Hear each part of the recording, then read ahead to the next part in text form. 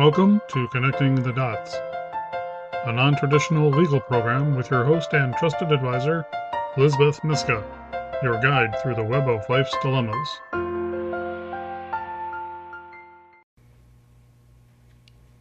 Welcome to another edition of Connecting the Dots. I'm your host, Liz Myska. And today I have I hate to use the word old. I have an old friend. A long-term friend. A long-term, thank you. All right, in the aging care industry, so long-term care, right? Yes. Welcome, guest. Would you introduce yourself? Thank you. Hi, I'm Sarah Bourque. I'm an aging life care manager at the Aging Space. What else do you need for? Well, an aging care manager. I know my audience is going to say, what the heck is that? So aging life care managers are experts in aging. We help people through the aging process make things as easy as possible. The main goal, at least for me and my practice, is that we give people peace of mind as they're aging. We help them find the right resources, help them understand the aging process, make recommendations. And I happen to know you because your predecessor was my husband's aging care manager, and I had never heard of that concept at all. And I had met Rebecca, your predecessor, at a health fair, I believe, at the senior center. And me being me, I'm going around and, as they call it, a tabling event, which now, as a visually impaired person, I can't do tabling events. Why? Because everybody stands behind the table and doesn't communicate with me, and they point to their wares, which I can't see, but that's a different story. Anyway, so I always inquire from the person standing behind the table, what do you do? And what are you about? And she gave me the lowdown, similar to what you're saying, and I'd never heard of it.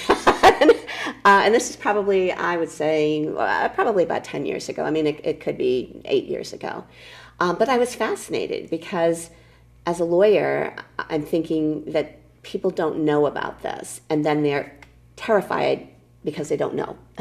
and I think when we're anything to do as human beings with medicine, and we're non-medical, we're terrified. and anything that has to do with aging, we're terrified. Right. So, well, I would say that we are a very well-kept secret.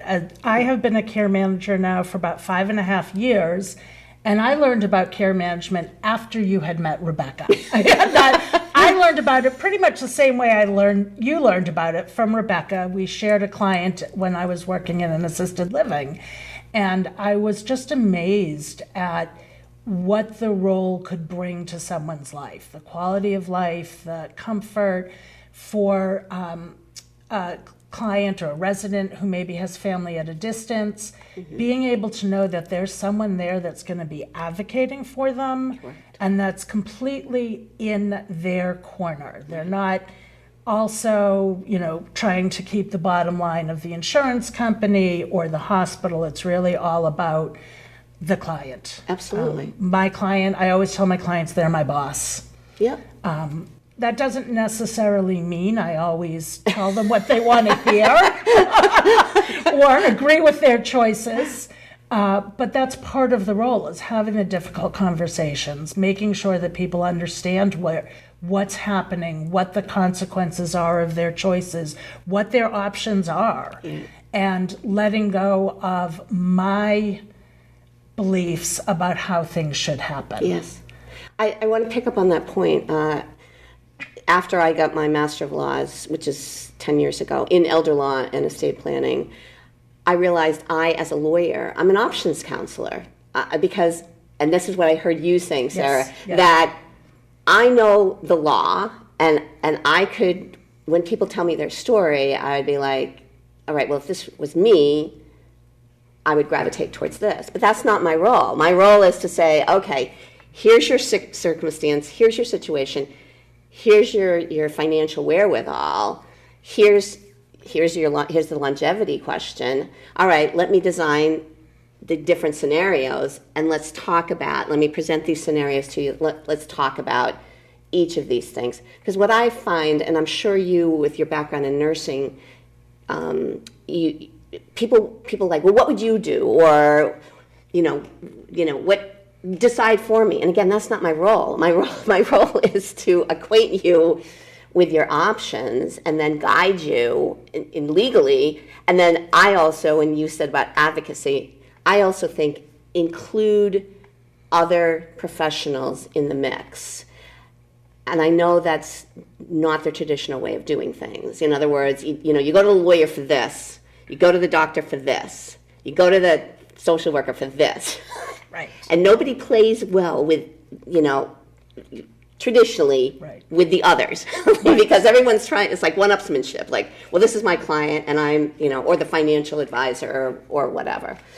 We work very hard, one, to make appropriate referrals. Often people will come in and say, oh yeah, all my paperwork's done, but it turns out that, for example, they don't actually have a healthcare proxy, or what they have is, I recently had a client who said, oh yeah, I have my healthcare proxy. Well, the first name was someone who had passed away 2 years ago. Yep. Not really all that helpful. So one of the first things that we often do is recommend an elder law attorney. And we specifically say elder law, not estate planning. Elder law attorneys, for our purposes, really know the nuance of the laws in protecting assets, also beginning if someone's going to need to do a spend down for Medicaid for long-term care, know how to do that the right way. Right. So we often do that. We bring in other professionals as we need them. If it's someone that needs maybe some psychiatric medicine, there are psychiatrists and psychiatric nurse practitioners that we work with who will help prescribe and see people. We know social workers who will do visits in-home or virtual visits, or if our clients are able to get to them, we can do that too. We try to really collaborate with people. I know that for me, if there's a difficult case and there are a lot of people, I send emails with descriptions of what's going on, what my plans are, what the next steps are, identifying who's going to be taking which role and taking which responsibility, so everybody's on the same page. I will try to have team meetings if those are necessary, where all of the players and supports on the team are there. Often my emails to the team will be, Team Liz. And that way it really, we really collaborate and communicate and make decisions jointly with our clients. Right. Sometimes they're able to make their own decisions. Sometimes there are other decision makers, but we always try to include their thoughts and wishes as much as we can. How do you find, I guess, is there like a certification process? How do you find and vet you, Sarah, with the aging space? How, other quote unquote qualified professionals? Are there already like linkages for other care managers in general, or for care managers in general? I guess I'm just trying. If I was if I was a family member and mom is now in an assisted living and let's just say declining, which means declining. Okay, sorry, audience. That's what aging means, declining. But it doesn't always have to be a negative decline. Right. Yes, there are changes. I like to think of them more as changes, and that you have to accommodate for differences. But it's not. I think decline can be a negative sense, but it doesn't have to be. Thank you for the correction. People who are older, who are aging, can live very full lives.